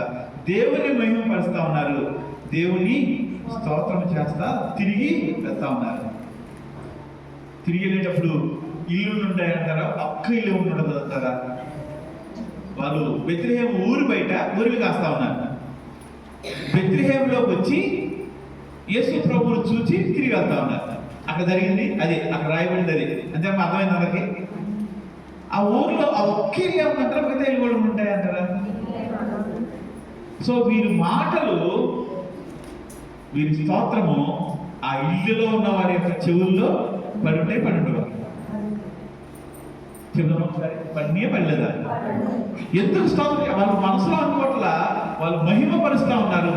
యూదులైన వారు మహిమపరిచే విధానం. యూదుల గురించి ఎప్పుడన్నా మీకు కొన్ని విషయాలు చెప్పాలని నాకు చాలా ఆశ ఉంటుంది, కానీ మన మామూలు విషయాలే కవర్ చేయడం కుదరట్లా. యూదుల జీవితం మహిమపరచడం అంటే ఏంటి? ఈ మహిమపరచడం అంటే వాళ్ళు పెద్ద శబ్దంతో దేవుడిని గణపరుస్తూ ఉండేవారు. మనం ఎలా మహిమపరుస్తున్నాం? మనం చాలా పిల్లిగా, అసలు పక్కన కూడా ఎందుకుంటా. మన దివ్యాత్మ చెప్తుంది పరలోక ప్రార్థన కూడా ఎవరు చెప్పలేదు, రాత్రి చెప్పారు. నేను పరలోక ప్రార్థన చెప్తున్నప్పుడు నాకు డిస్టర్బెన్స్ అంటే ఈ సౌండ్కి నేను అదిరిపోయా. అప్పుడు దాకా అంటే మొన్నటి వరకు అంతా సైలెంట్గా తీసుకుంటేది. నేను పరలోక ప్రార్థన చెప్తా ఉండేవాడిని, అయిపోతే నేను ఆమె అన్నాను, మీరు కూడా ఆమె అనేవారు. రాత్రి పరలోక ప్రార్థన నేను ఆమె అన్న తర్వాత పరలోక ప్రార్థన చెప్తా ఉన్నారు. నాకు చెప్పడం కుదరట్లా, ఎందుకంటే ఇప్పుడు నుంచి వింటాము అలవాటు తప్పింది. మన పరలోక ప్రార్థన కూడా చెప్పలేకపోతున్నాం అంటే మరి దానికోసం ఏం జరుగుతుంది? ఎందుకంటే అన్ని వారాలు దివ్య తీసుకుంటే బాగుంటుంది అనిపిస్తుంది నాకు చాలాసార్లు. అంటే మన స్తోత్రం వాళ్ళ స్తోత్రం ఎలా చెప్తారంటే ఈ ఒకడు కనుక పెద్ద గొంతెత్తి స్తోత్రం చెప్తే ఈ హాల్ అంతా దద్దరిల్లిపోద్ది స్తోత్రం చెప్పడం. అది వాళ్ళు నాట్యం ఆడటం అనేది మనకులాగా తీర్మార్ డాన్స్ కాదు. వాళ్ళు నాట్యం ఆడటం అనేది ఒక ప్రత్యేకమైన విధానం ఉండేది. వాళ్ళు స్తోత్రం చేస్తా ఉన్నారు, దేవుడు మహిమపరుస్తా ఉన్నారు, తిరిగి వెళ్తా ఉన్నారు. అంటే రక్షకుడు పుట్టాడు అనే మాట వాళ్ళు ఏం చేస్తా ఉన్నారంటే ఆ ఊరు వినేలాగా చేస్తా ఉన్నారు. ఈరోజు మన జీవితాల్లో రక్షకుడు పుట్టాడనే విషయము మనం ఎవరైనా చెప్పగలుగుతున్నామా? 3 విషయాలు చెప్తాను మీతో. మొదటి విషయంలో వారికి దేవుడు ఎంత దూరంలో ఉన్నాడు, మనకి ఎంత దూరంలో ఉన్నాడు చెప్పాను. రెండో విషయము, వారు వాక్యాన్ని విన్నారు, వాక్యంలో ఇది చెయ్యని లేకపోతే దాని ప్రకారం చేస్తున్నారు. మనం వాక్యాన్ని అంటున్నాం, ఇది చెయ్యని చెప్పినా సరే దాని ప్రకారం ఏమాత్రం చేయట్లేదు. మూడో విషయము, వారు దేవుని స్తోత్రం చేస్తూ మహిమపరుస్తూ తిరిగి వెళ్తున్నారు. అక్కడ కేవలం దేవుని స్తోత్రం అంటే వారు హల్లెలూయా లాంటి శబ్దాలు ఏదో చేసేవాళ్ళు. అందుకని మనలాంటి వాటి కోసము లోకా స్పష్టంగా ఏం రాస్తున్నారంటే విన్న వాటిని గురించి, కన్న వాటిని గురించి. దేవా, రక్షకుడు పడతాడని మాకు చెప్పించావయ్యా, నీకు వందనాలు. ఇదిగో రక్షకుడు చూడటానికి మాకు అవకాశం ఇచ్చావయ్యా, నీకు వందనాలు అని మాట్లాడుతూ వెళ్తా ఉన్నారు. ఈరోజు మనం ఏం చేస్తున్నాం? ఈరోజు మనం ఎంతవరకు చేయగలుగుతున్నాం? మా కొరకు, మా జీవితాల్లో, మా కుటుంబంలో దేవుడు ఉన్నాడు, దేవుడు పుట్టాడు అనే మాట మనం చెప్పగలుగుతున్నామా? ఇదిగో మా జీవితంలో దేవుడు మేలు చేశాడు, ఇదిగో దాని కొరకు కృతజ్ఞతా గుడుగు మంచిది, కృతజ్ఞతా గుడుగులు చాలా మంచిగా చేస్తున్నారు, మంచిది. ఆ క్రమంలో మనం చిన్న చిన్న మిస్టేక్స్ చేస్తూ ఉన్నారు. నేను అది ఇప్పుడు సమయం కాబట్టి చెప్తా ఉన్నాను. కృతజ్ఞతా కూడిక అనేది ఆ కుటుంబము, సంఘము, సంఘ కాపరి కలిసి దేవుని స్తుతించే ఒక సందర్భం. ఈ సందర్భంలో ఈ మాటలు తెలియటం కొరకు మనకు తెలిసిన వాళ్ళందరినీ పిలవడానికి ప్రయత్నం చేయండి.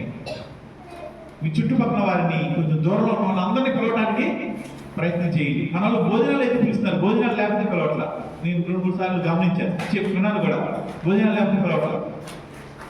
లేకపోతే ఎక్కువ మంది పిలిస్తే బూందీ ప్యాకెట్లు సరిపోవాలని పిలవట్ల. అవసరం మన చర్చిలో కూడా మానేసేది, బయట వాళ్ళకి ఇవ్వండి. బూందీ ప్యాకెట్లు లేకపోతే లడ్డు ప్యాకెట్లు ఏమి ఉంటాయో ఇవి మన చర్చి వాళ్ళకి ఇవ్వకపోయినా పర్లేదు, బయట వాళ్ళకి ఇస్తే చాలు. అంటే పిల్లలకి ఇవ్వండి, ఖచ్చితంగా ఏం తెచ్చినా ముందు పిల్లలకి ఇవ్వండి. పెద్దలకు ఇవ్వకపోయినా పర్లా, పెద్దలు గ్లాస్ నీళ్ళు ఇవ్వండి, వందనాలు చెప్పండి. మన బూందీ ప్యాకెట్ వస్తుంది అది వచ్చేది. ఈరోజు మనం దేవుడు నా జీవితంలో పుట్టాడన్న మాటని ఎంతమంది చెప్తా ఉన్నాం? అయ్యా మేము దేవుడు నమ్ముకున్న తర్వాత, మా సంఘానికి వెళ్తున్న తర్వాత మేము మేలు పొందామని మాటని ఎంతమంది చెప్తున్నాం? చివరిగా అనేక మందికి ఈ మాటలు తెలియజేద్దాం. మీరేం చేస్తారో తెలుసా? ఈరోజు ఇంటికి తిరిగి వెళ్ళిన తర్వాత, ఇంటికి తిరగలగానే మీరు ఏం చేస్తారు నాకు తెలుసు. ఫస్ట్ అయితే బైబిల్ ఎక్కడ పెడతారు, తర్వాత మళ్ళీ కొంతమంది ఇంకో వారం దాకా రాదు కాబట్టి ఆ వారం దాకా పని ఉండదు. కొంతమంది మధ్యలో వస్తారు కాబట్టి మధ్యలో దాకా పని ఉంటుంది. కొంతమంది రోజు చదువుతూ ఉంటుంది, వాళ్ళ పని ఉంటుంది. ఆ తర్వాత 1 గంట 2 గంటల తర్వాత నా జీవితంలో దేవుడు ఎవరో తెలియదు నన్ను, లేకపోతే దేవుడు ఎవరో తెలిసినా దేవుడితో సరైన సంబంధం నాకు దేవుడు కరికరించి నన్ను పిలిచి తన బిడ్డగా స్వీకరించి నా కుటుంబాన్ని ఇచ్చి నేను ఈ స్థితిలో ఉండటానికి కారణమైన దేవుడి గురించి నేను ఎంతమందికి చెప్పొచ్చు అని లిస్టు తయారు చేయడం ప్రయత్నం చేయండి. ఎక్కువ మంది వద్దు, ఒక 10 మందికి చెప్పొచ్చా? అమ్మో 10 కదా, 5 మందికి చెప్పొచ్చా? ఒకరికైనా చెప్పొచ్చా? మనం ఎవరికి చెప్పం, అన్ని రహస్యాలు కదా. అసలు చెప్పొచ్చా చెప్పకూడదా? దేవుని స్తోత్రం, హల్లెలూయా. మీరు మా మాటలు నా మాటలు విన్నారని అర్థమైంది. నేను ఒకసారి మన మధ్య వాక్యం చెప్పడానికి వెళ్ళాను, సెమికృష్ణ పిలిచారు. ఎంత వాక్యం చెప్పినా అలా సీరియస్ చూస్తా ఉన్నారు. నాకు అసలు అర్థం కాదు, నేను చెప్పేది ఏమైనా అర్థం కావట్లేదు. అంటే ఒక్కో చోట ఒక రకంగా వాక్యం ఉంటుంది కదా అని రకరకాల విధానంలో అన్ని సంఘాలు కావాలని చెప్తాను. 10 నిమిషాలు అయిపోయింది, వాళ్ళు ఏం మాట్లాడుతూ చూస్తా ఉన్నారు. అప్పుడు కొన్ని ప్రశ్నలు అడిగాను. ఖచ్చితంగా ప్రశ్నలు వాళ్ళ దగ్గర నుంచి జవాబు వచ్చినప్పుడు అర్థమైంది, నా మాట వాళ్ళకి అర్థమవుతున్నాయని చెప్పాను. వాక్యం కూడా అర్థమవుతుందని అనిపించింది. చాలా మంచిగా వాక్యం చెప్పాను, వాళ్ళు కూడా ఆశీర్వదించబడ్డారు. అక్కడి నుంచి మంచిగా వచ్చాను. ఇప్పుడు దాకా సడన్గా 10 మంది చెప్తారన్నప్పుడు మీరు ఏం మాట్లాడకపోతే నాకు అనిపించింది, మీకు ఏం అర్థం కాలేదు ఇప్పుడు దాకా చెప్పింది అనిపించింది. కానీ మీరు చెప్పొచ్చు అన్నప్పుడు నాకు అర్థమైంది ఏంటంటే మీరు ఉంటున్నారు. ఎంతమంది చెప్పొచ్చు కనీసం? కొన్ని ఎంతమంది చెబుదాం కనీసం? ఇదే ప్రశ్న కొరకు అడుగుతా. నువ్వు ఒక్కొక్క వ్యక్తికి చెప్తే ఒక్కొక్క కోటి ఇస్తాను అనుకో దేవుడు, ఎంతమంది చెప్తావు?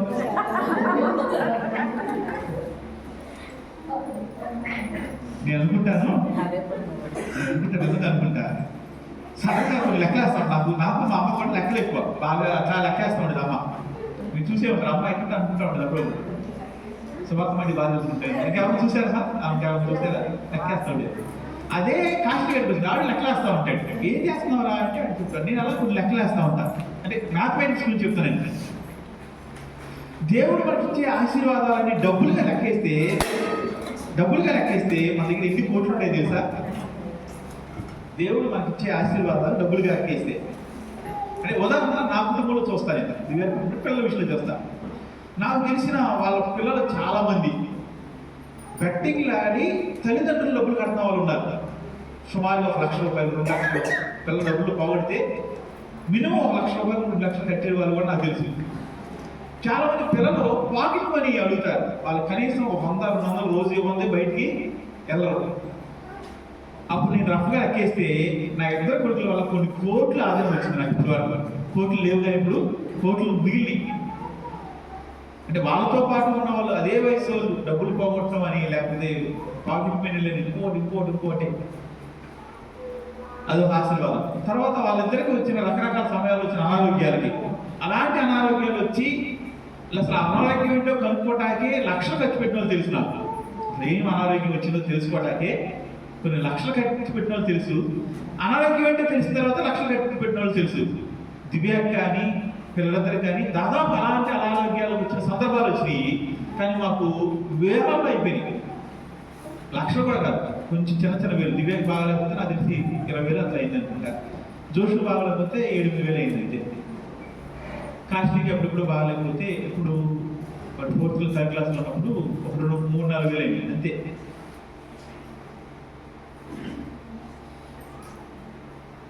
మనకు అర్థం అవ్వాలని మనకు కొన్ని కష్టాలు వచ్చినప్పుడు, అలాంటి కష్టాల్లో మనం బయటకు వచ్చిన తర్వాత కష్టాలు ఉన్నప్పుడు అలాంటి వాళ్ళని దేవుడు మనకు చూపిస్తాడు. జోష్కి బ్లడ్ తగ్గిన తర్వాత కొన్ని రోజులకి కొంచెం పర్లేదు అనుకునే టైంలో ఒక అతను మనకు తెలిసిన అతను ఫోన్ చేశాడు. అతనికి బ్లడ్ తగ్గింది. ఈ 6 ఉంటే 9 ఉంది, 9.5 ఉంది ప్రజలకోటి దగ్గర. వాడి దగ్గర 8.5 లక్షలు ఖర్చు పెట్టాడు. 8.5 లక్షలు. అంటే ఈ విషయం కంపారిజన్ ఎందుకు చెప్తానంటే, అప్పుడు మనకి ఆశీర్వాదం అంటే ఏంటి అర్థం అవుతుంది. డబ్బుల రూపాయలు అర్థం అవుతుంది మనకి. కోటి అనగానే అందరూ నవ్వారు. ₹1,00,00,000 అంటే ఒకవేళ నేను కూడా నవ్వే ఉండే మీ స్థానంలో కూర్చుంటే. ఇట్లా లెక్కేసుకుంటే మనకి ఎన్ని కోట్లు ఇచ్చాడు దేవుడు? చాలా ఇచ్చాడు అసలు. ఇంకొకటి చెప్పనా, మన కరోనా టైంలో అనుకుంటా, కరోనా టైంలో కొంచెం కరోనా వచ్చి ఒక అతనికి బందర్లో 120 కోట్లు ఖర్చు పెట్టారు. 120 కోట్లు. బాగా డబ్బులు ఉన్నారు. కొంచెమే మన చాలా ఎక్కువ రాల. 120 కోట్లు ఖర్చు పెట్టారు. అది చనిపోయాడు చివరికి. చాలా డబ్బులు ఉన్నాడు మాకు తెలిసిన వాళ్ళు. 120 కోట్లు ఖర్చు పెట్టారు. మళ్ళీ ఎంతమంది కరోనా వచ్చింది? అదే మా చర్చిలో వాళ్ళకి 3-4 వచ్చినాం కదా, సీనియర్ వచ్చిందంట కదా, సీనియర్ కాదు రాంబాబును బాలయ్య వచ్చింది. వాళ్ళిద్దరికి వచ్చింది. మన చర్చ అందరిలో వాళ్ళిద్దరికి వచ్చింది. పెద్ద డబ్బులే ఖర్చు పెట్టాలి, తగ్గిపోయింది. దేవుడు కొనుక్కుంటే వాళ్ళిద్దరూ మంచిగా ఉన్నారు, మంచిగా పనులు చేసుకుంటారు. మనలో ఎవరికి కరోనా రాలా. కరోనా అంటే పాపం కాదు. ఎందుకు రాయాలనుకుంటాం? నేనైతే ఏమనుకుంటాను తెలుసా, దేవుడి కాపుదల కదా, దేవుడి కాపుదల మనం ప్రత్యేక ప్రార్థిస్తాం. అంటే వీటిలన్నింటిని బట్టి చూస్తే ఎన్ని కోట్లు ఇస్తున్నాడో దేవుడు, మనల్ని సజీవులుగా అంతగా ఉంచుతున్నాడు. ఇన్ని కోట్లు ఇచ్చిన దేవుడికి ఈ కోట్లు లెక్కేసుకుని ఎంతమంది చెప్పొచ్చుకొని, ఇప్పుడు ఇందాక నేను అన్ని కోసం మళ్ళీ అక్కడికి వస్తా ఉన్నాను. మనిషికి 1 కోటి అన్నాం కదా, ఇప్పుడు ఎన్ని కోట్లు వచ్చి ఉండొచ్చు మీకు సుమారు? కొన్ని ఎన్ని లక్షలు వచ్చి ఉండొచ్చు? లక్షలాంటి వచ్చి ఉండొచ్చా? ఇది మాట్లాడలా. ఎంతమందికి చెప్పవచ్చు? ఎంతమందికి చెప్పవచ్చు? ఎంతమందికి చెప్పడానికి సిద్ధపడతా ఉన్నాం? మన జీవితము సాక్ష్యంతో నిండాల్సిన జీవితము. మన జీవితం సాక్ష్యంతో నిండాల్సిన జీవితం. బాప్తిజం పొందేటప్పుడు పేర్లు ఎందుకు మారుస్తాం తెలుసా మీకు? ఈ మాట నేను ముగిస్తాను. బాప్తిజం పొందేటప్పుడు పేర్లు ఎందుకు మారుస్తాం? పేర్లను మార్చాలని కోరుకుంటారు తెలుసా? తెలియకపోతే నేను చెప్పేస్తాను. ఎందుకు అంటే, మనకు అంతకుముందు మనము పూజించిన లేదా పూజించిన మన తరాలలో పూజించిన పేర్లు ఉంటాయి, ఏదైతే విగ్రహాలకు సంబంధించిన పేర్లు. వాటితో నేను పిలిపించుకోవడానికి నేను ఇష్టపడలేదు. ఇక మీద నేను ఒక వ్యక్తిగా, కొత్త వ్యక్తిగా ఉండాలని ఆశపడతా ఉన్నాను. దానికోసం పేరు మార్చబడుతుంది. అంత మాత్రమే కాదు, రెండో కారణం ఏంటి తెలుసా?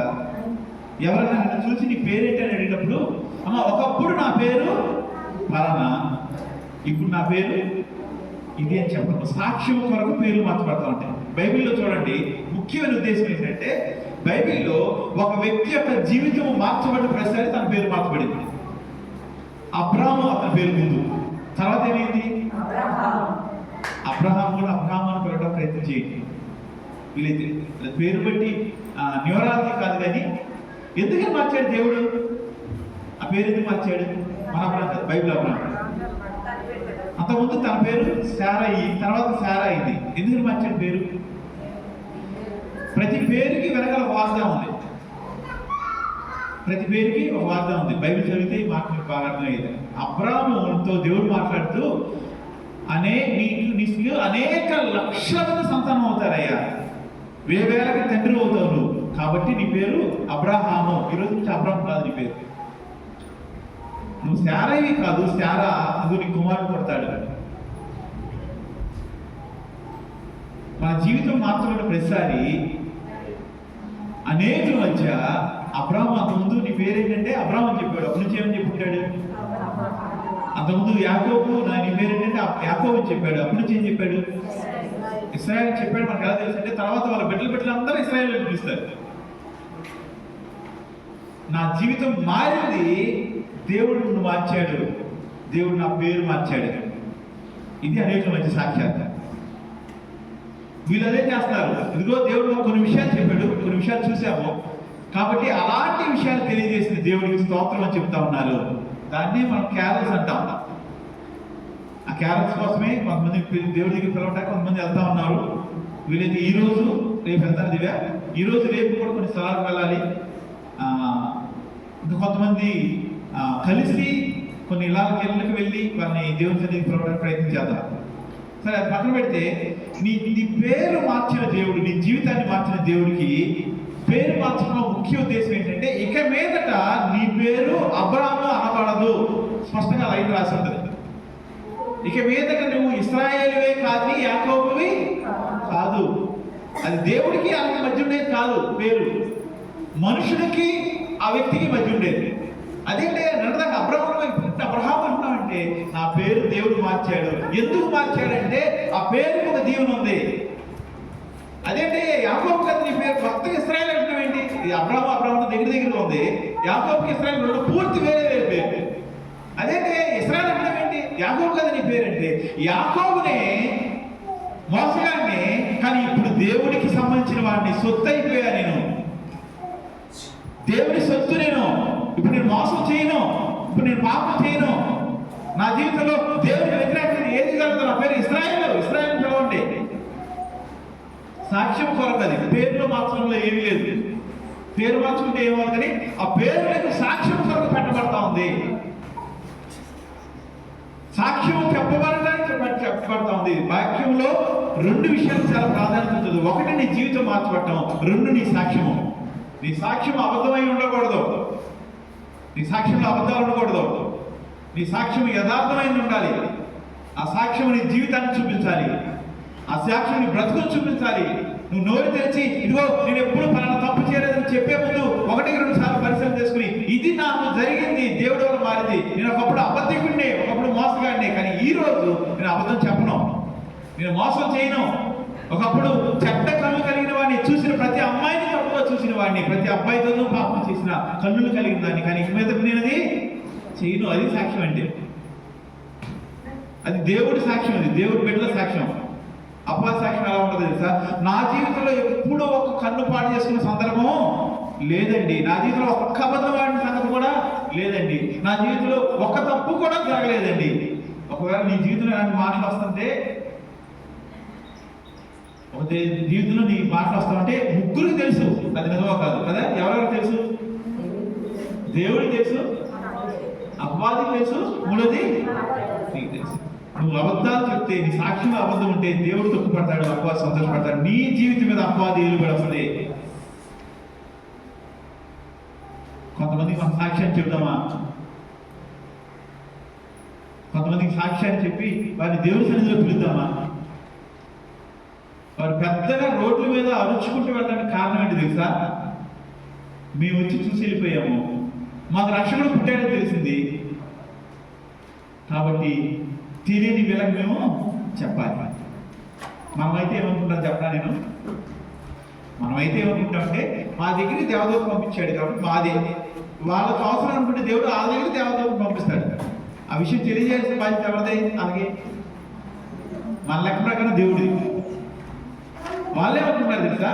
ఒక్కరికి చెప్తే అందరికీ చెప్పాలి. పెద్దగా స్తోత్రం చెల్లిస్తూ అనేకులకి ఆ ఊరిలో దగ్గర 300 నుంచి 500 మంది ఉండుంటారు. కొంతమంది అంచనా 500 మందికి వారు ఏం చేస్తారు తెలుసా? రక్షకుడు పుట్టాడు, ఆయన మీ మధ్యనే ఉన్నాడు. బహుశా అందుకనే కొంతమంది బైబిల్ పండితులు అనుకుంటారు దగ్గర 2 సంవత్సరాల పాటు ఆ కుటుంబాన్ని అక్కడే ఉంచడానికి కారణం బహుశా అదే. వాళ్ళు విడిచిపెట్టడానికి ఇష్టపడలేదు. 2 సంవత్సరాల తర్వాత కూడా ఆ రాజు జ్ఞానులు వస్తా ఉన్నప్పుడు రాజు కూడా వస్తాడని దేవుని చేత బోధించబడి అక్కడి నుంచి వెళ్ళిపోయారు. అర్థమవుతుందా మీకు చెప్పే విషయాలు? ఒకవేళ నువ్వు సాక్ష్యం చెప్పలేదు అనుకో, ఏమవుతుంది చెప్పినా అది ఒక మాట చెప్పి ముగిస్తాను. సాక్ష్యం నువ్వు చెప్పలేదు ఏంటి ఏమవుతుంది చెప్పనా? ఏమవుతుంది వాళ్ళు సాక్ష్యం చెప్పకపోతే?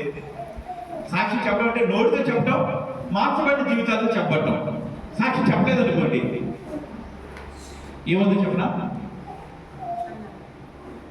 ఎవరికైతే దేవుడి గురించి తెలియదు వాళ్ళకి చెప్పలేదు అనుకోండి, ఎవరికైతే మన భక్తి విధానం తెలియదు వాళ్ళకి చెప్పలేదు అనుకోండి, ఎవరికైతే సరి చేసుకోవడం గురించి వినలేని పరిస్థితిలో ఉన్నారో వాళ్ళకి చెప్పలేదు అనుకోండి, భక్తి అంటే ఏంటో, దేవుడు మాట్లాడతాడంటే ఏంటో, ప్రార్థన చేస్తే ఎలా జవాబు వస్తుందో తెలియని వాళ్ళకి, నామకార్థ వ్యక్తులు ఉన్న వారికి లేదా వేరొక రకమైన బోధలు ఉన్న వారికి చెప్పలేదు అనుకోండి, ఏం జరుగుతుంది తెలుసా?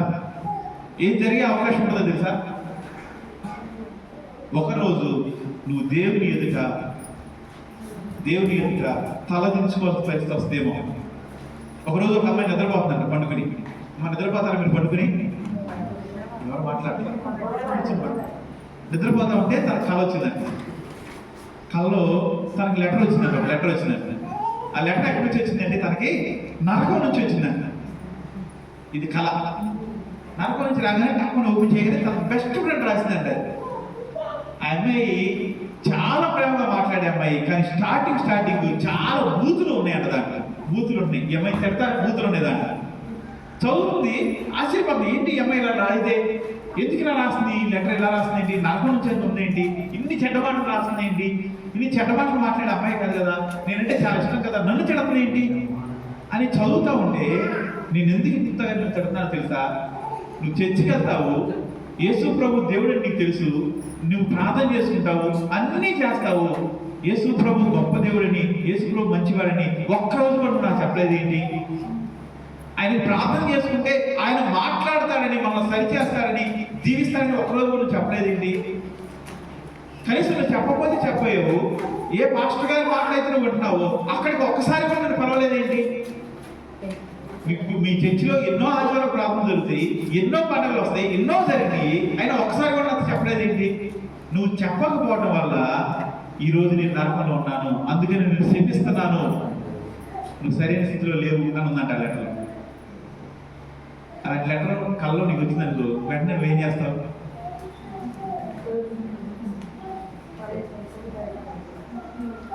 నీ కళ్ళలో మంచిలు అవుతా ఉంటాయి, మంచిల కోసం వెతుక్కుంటా ఉంటావు. ఏమవుతాప్పుడు నీకు ఎవరు కలలు రావే, అలా వచ్చినప్పుడు చుల్లి పట్టి మెరుగు వస్తుంది కదా, సడన్గా మెరుగు వస్తుంది, భయం అనిపిస్తుంది. తను కూడా అలా తుల్లిపడి లేచిందంట. లేచి తట్టుకోలేక వెంటనే ఆ ఫ్రెండ్ ఫోన్ చేసింది. అవతల ఆ ఫ్రెండ్ వాళ్ళ అన్నయ్య ఫోన్ వేసాడంట. ఎత్తి అన్నయ్య ఆ అమ్మాయికి ఇవ్వా అని అడిగింది అమ్మాయి. అప్పుడు వాళ్ళ అన్నయ్య ఏం చెప్పాడు తెలుసా? విషయం ఎంత తెలిసే ఉండదు. ఏం చెప్పి ఉంటాడు ఆ అన్నయ్య? ఆ అమ్మాయి చనిపోయిందమ్మా, 2 గంటల అయింది చనిపోయింది. 2 గంటల అయింది ఆ అమ్మాయి చనిపోయింది. ఈ అమ్మాయి ఏమనుకుంటుంది తెలుసా? నిజమే కదా, నేను ఒక్కసారి కూడా ఆ అమ్మాయి దేవుడి సన్నిధికి తీసుకురాలేకపోయాను, నేను ఒక్కసారి కూడా తన దేవుడి గురించి చెప్పలేకపోయాను. వాక్యం ఇచ్చిన వాళ్ళారా, సాక్ష్యాన్ని చెప్పడానికి మనుషులు దేవుడి దగ్గర తీసుకునే ప్రయత్నం చేద్దాం. మనకి ఇష్టమైన వాళ్ళు మన ఇంటికి రమ్మని ఎన్నిసార్లు అడుగుతామో, వాళ్ళ ఇంటికి వచ్చేదాకా మనం నిద్రపోం. వాళ్ళ దేవుడి దగ్గర తీసుకురావడం బాధ్యత, వారికి సాక్ష్యం చెప్పడం బాధ్యత. ఇదిగో నువ్వు ఉన్న భక్తిలో ఉన్న లోపాలని సరి చేసుకొని చెప్పడం బాధ్యత. అలాంటి బాధ్యత మనం నెరవేర్చేవారిగా ఉండాలి. దేవుడు మనకు అంత సమీపంగా ఉన్నాడు, చాలా సమీపంగా ఉన్నాడు, కానీ మనం దేవుడి మాటల ప్రకారం నడవలేకపోతా ఉన్నాం. దేవుడికి సాక్ష్యం ఇచ్చే విషయంలో సిద్ధపాటు కలిగిన వారిగా ఉందామా? ఈ రోజు నుంచి వాక్య ప్రకారం నేను నడుచుకుంటా సిద్ధంగా ఉన్నాను. నేను నాకెంత ఇష్టం లేకపోయినా సరే వాక్యం ఏది చెప్తే చేయడానికి సిద్ధంగా ఉన్నాను. నిజం చెప్పనా, వాక్యం నిన్ను మారిస్తే నువ్వు చెయ్యాలనిపిస్తుందో చేసేస్తావు, అంతే ఆటోమేటిక్గా చేసేస్తావు.